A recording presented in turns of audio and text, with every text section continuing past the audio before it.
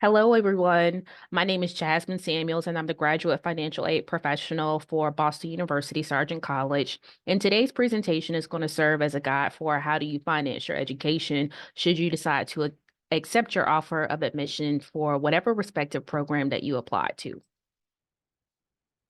With regards to today's agenda, what we're going to do is we're going to go over the cost of attendance and how to understand that, how to secure funding in terms of scholarships, federal student aid, private loans, and student employment opportunities. So with that being said, we're going to jump right into understanding the cost of attendance. The cost of attendance for a 9-month academic year for the 2023-24 rates, because 2024-25 rates have yet to be released, is based on a 9-month academic year, and that's inclusive of fall and spring semesters. So I'm going to go over this with you line item by line item. With regards to tuition for full-time students, that's anyone attempting 12 credit hours or more in a semester. Tuition for 2 semesters will be $63,798. You'll have other fees, which is inclusive of the health and wellness fees, as well as student services fees, which totals up to $914. Now we're going to jump into estimated costs, which per the Department of Education, every student will have these expenses associated with going to school. So it's in our best interest to provide you with this information for you to make a well-informed decision as to terms of affordability at the institution. So you have housing and food estimated at $15,450, personal expenses estimated at $3,292, transportation estimated at $1,120, books and supplies estimated at $1,088, federal direct loan origination fees, should you decide to pursue federal student loans, at $204. So cumulative, the cost of attendance for a 9-month academic year is $85,866. For additional information about program costs unique to your program, I recommend that you click on the link here to receive more information. As a graduate student, you'll also have other expenses that are required for you to have, or not necessarily required, but you will have other expenses that might be applicable to you. I think that's a better turn of phrase to use. With regards to medical insurance premiums, if you're a student who's attempting at minimum 9 credit hours or more in academic year, you'll be charged the health insurance premium of $3,280. In the event that you want to have a premium health insurance plan, you also have the option to have that. And for the 2023-24 academic year, that rate is $4,403. If you already have insurance coverage, you can apply to waive the Boston University insurance plan.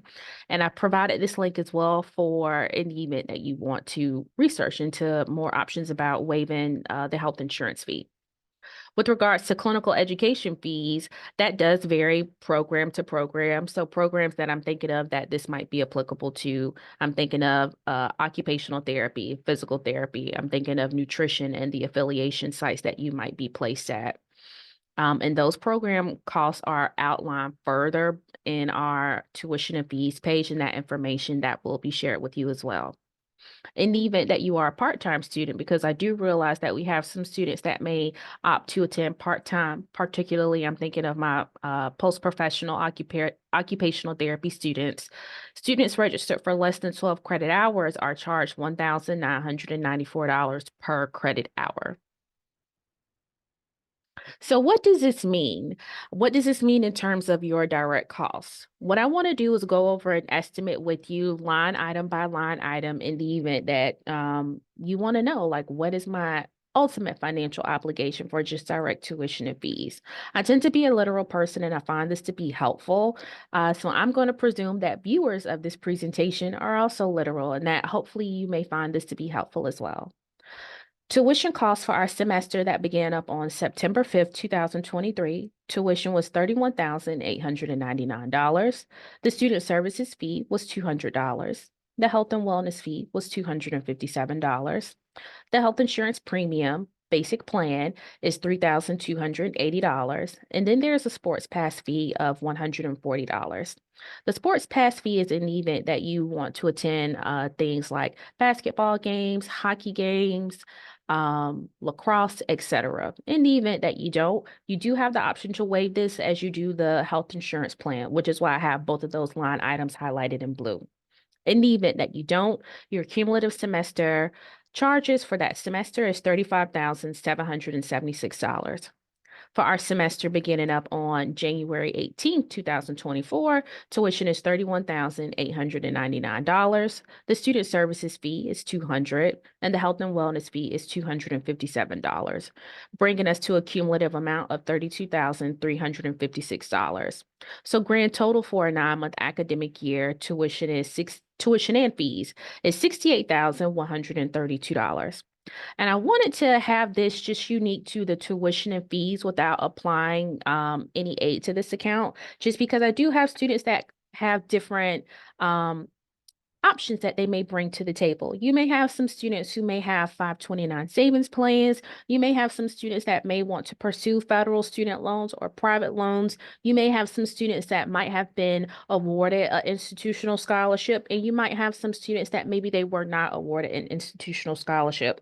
You may also have some students who might be utilizing veterans education benefits, and they can utilize that to help offset their out-of-pocket expense. I wanted to make sure that I gave you all the direct costs for a 9-month academic year, that no matter what your set of circumstances, you could be aware of what your financial obligation would be for a 9-month academic year. With regards to summer semesters, that is an additional cost. And you have some of our graduate programs that it is required that they take summer coursework. Some of those programs that I'm immediately thinking of, they could be the MSDI, the DPD MSDI program, occupational therapy, physical therapy, and some of my students in the speech language pathology program, they have summer coursework as well. Tuition is charged on a per credit basis, and all students are considered part-time during the summer, no matter how many credit hours that you attempt. And the cost per credit hour, again, as we know it today, is $1,994. In the event that you might be awarded any institutional aid, because the goal is to offset full-time tuition and fee charges, institutional aid in terms of BU scholarships would not be applicable to summer tuition, any institutional aid issued from Sargent College. And so I have some students too who have questions about tuition charges and how does that work. So tuition for the academic year is paid in 2 installments for fall and for spring. So say if you were a new student admitted and you would be starting in September, in September 2024, the tuition payment wouldn't be due until sometime in mid-September. At that point, you would continue on and you would register for coursework for spring 2025, and you would be considered a continuing student. Tuition for the spring 2025 semester is due to be satisfied sometime in mid-December 2024. New graduate students will receive charges on their account once they actually register. So say for Jasmine, for example, I'll utilize myself. Say, for example, if I accepted my offer for admission, if I did that on February 8th, 2024, and I don't register for classes for that following fall until sometime, let's say July 13th, 2024, charges wouldn't appear on my account until July 13th, 2024. I figured that was helpful to know because I would want to know that if I were you all. With regards to payment plans, because I do have some students who have questions about payment plan options and how does that work. Students can enroll in semester payment plans if you're interested. So for example, if I were to sign up for a payment plan for fall 2024, my payment plan, I would have 5 monthly payments that would be due in May, June, July, August, and September of 2024. And then I would start a new payment plan for the spring semester, and that would start up in November, December, January, February, 2024 through 2025. To learn more about the payment plan options, I do recommend clicking on this link as well. So how to secure funding. So we're going to go over different types of funding in terms of BU scholarships, external scholarships, federal student aid options, which is inclusive of unsubsidized loans, graduate plus loans, work study, private loans, student employment, and resident assistantships. So all applicants are automatically considered for BU merit scholarships, and this includes international students as well. If you are selected as a recipient of a scholarship, you will be notified with your admissions letter. And merit scholarships is restricted to full-time students, and you must maintain a GPA of a 3.0. And again, I just want to make sure that I emphasize that scholarships are applicable to fall and spring tuition charges only, and it's not applicable to summer. And then you have external scholarship opportunities. So we do encourage students to apply for scholarship opportunities outside of Boston University. And we recommend that you do that because anything can help to offset what your out-of-pocket expense will be ultimately. And ultimately, we want to see you graduate with as little student loan debt as possible. So I might be dating myself here a little bit, but when I graduated from high school in the mid 2000s, I utilized FastWeb and I took advantage of it, and it was a really helpful resource for me. I do understand that some students might feel that it might not necessarily be worth their time. But again, I want to make sure that if I'm aware of a resource, that I share it with you all. And then you have AmBucks. So this is a scholarship opportunity that it's unique to students in the SLP, DPT, OTD programs. They offer different scholarship opportunities available for prospective therapists to apply to. I recommend that you check that website out and you determine if you feel that they would be a good fit for you. If so, submit an application because the worst thing that they can do is tell you no. And also, what we are doing at Boston University Sargent College is we're doing some research about just different external scholarship opportunities that we might be aware of. And we want you to apply. So we have a running list on our website. I definitely encourage you all to click on that link and see what might be applicable to you and for you to go from there. And then you have award opportunities that might be unique to the provost office. We've hyperlinked that information here on this presentation as well. But the provost office, they have different fellowship opportunities, which is inclusive of tuition and fees being paid, as well as sometimes a stipend being offered as well. So what I encourage you to do, click on those links to see if you feel that any of those fellowship opportunities might be applicable to you. And if you do, reach out to someone in your academic program to solicit a nomination, and we'd be happy to review your materials and nominate you. Then you have federal student aid.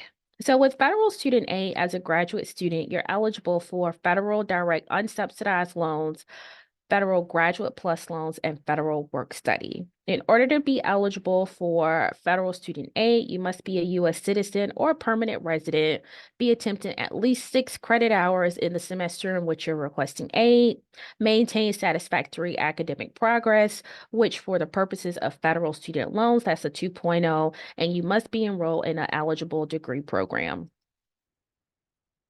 And there is some information that I want to provide to you in terms of comparing federal student loan options. As a graduate student with unsubsidized loans, you're eligible up to $20,500 in an academic year. The interest rate right now for the 2023-24 academic year is 7.05%. With regards to federal graduate plus loans, this is a loan that it is credit based, so it's subject to credit approval or denial. The interest rate is 8.05% for the 2023-24 academic year, and a student can request up to their cost of attendance net any institutional or external scholarships that they may have received, as well as net any unsubsidized loans that they decide to pursue. And so let's say, for example, if I'm awarded a scholarship of my cost of attendance is $85,866. If I am awarded a scholarship of $7,500 a semester, and I apply for $20,500 in unsubsidized loans, I can pursue up to $50,366 in Graduate Plus loans. I hope that that breakdown, one, that it made sense, and two, that it was helpful. And how do you apply? So you apply for federal student aid. Well, not necessarily federal student aid. Well, yeah, I'm misspeaking. You apply for federal student aid by visiting our website, and we have hyperlinks to the Department of Education's FAFSA form listed on our website. The FAFSA form, it became eligible for completion on December 31st, 2003. Also, in an abundance of caution, because we really do have a commitment to students actually advising us as to whether they want to proceed forward with federal student loans, we have you all complete an actual loan request form. So if you're a student who you're starting sometime in the summer 2024, sometime in May 2024, you'll receive instructions on how to complete a loan request form. If you're a student, if you're starting in the traditional academic year, which is fall 2024, spring 2025, you'll receive email instructions sometime in June 2024. Prompting you on how to complete the loan request form. In addition to the entrance counseling, which is making sure that you're a well-informed consumer of federal student loans, and a master promissory note, which is the contract on file between you and the Department of Education, you acknowledging that you're aware that you borrowed a federal student loan and that you're also aware of your rights and responsibilities in terms of a student consumer. So in addition to, the hyperlink being listed on our website, I also want to make sure that I provide that link for you here so that way you can have that, and to let you know any student that will be starting school in the 24-25 academic year, which is inclusive of summer 2024, fall 2024, and spring 2025 semesters, that you will complete a 2024-25 FAFSA form. And our school code is 002130. I feel that that's helpful for you to have that information. And with the 2024-25 academic year and the FAFSA simplification, the Future Act amends that the IRS revenue code to authorize federal student aid to receive an individual's federal tax information. So you don't have to worry about tax returns, and all graduate students are considered independent. Additionally, what I feel that it's helpful to share is that Sargent College does not require you to complete a CSS profile to provide parental data to the institution. I want to share here with you as far as the impact on aid notifications with regards to students not being able to complete the FAFSA form until December 31st, 2023 or later. So I'm just going to pause for a minute just to give you all the opportunity to read, and then we'll move forward.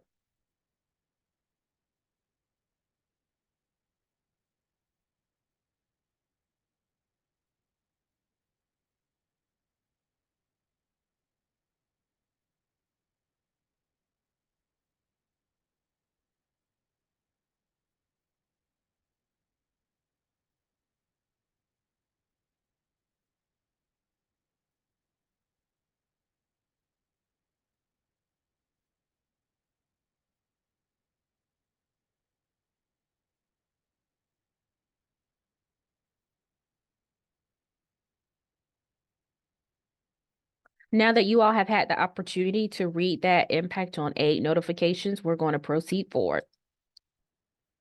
For students who may not prefer to pursue federal student loan options, which is understandable, given the interest rate, it's are a little high right now at 7.05 and 8.05% respectively. You do have the option to take advantage of private loans. So Boston University has partnered with a platform called Credible.com, and it gives you the option to compare private loan lenders to determine which loan servicer would be the best for you in terms of the if there are loan origination fees, variable versus fixed private student loans. So I definitely encourage you to take advantage of that tool should you decide that you want to explore resources outside of federal student aid loans.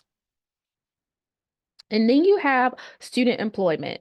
So with regards to graduate assistantships, those are typically awarded at the program level and most often are awarded at the time of admission within your admissions notification. And those are chosen and allocated by the respective programs. I want to emphasize that admissions and financial aid, that we are not included in the selection process of graduate assistantships. In the event that you have questions about the availability of graduate assistantships, I do recommend that you contact the respective programs in which you've submitted an application for admission to.